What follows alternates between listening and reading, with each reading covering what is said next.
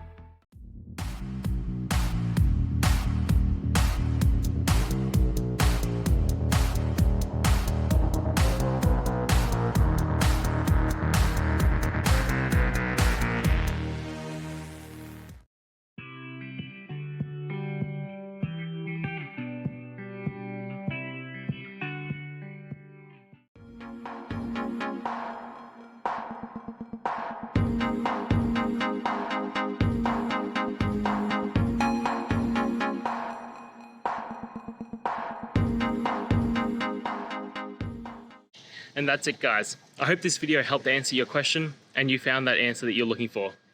Now, please hit subscribe if it helped. I really appreciate it. And I'll see you next time on another one of these videos. Cheers.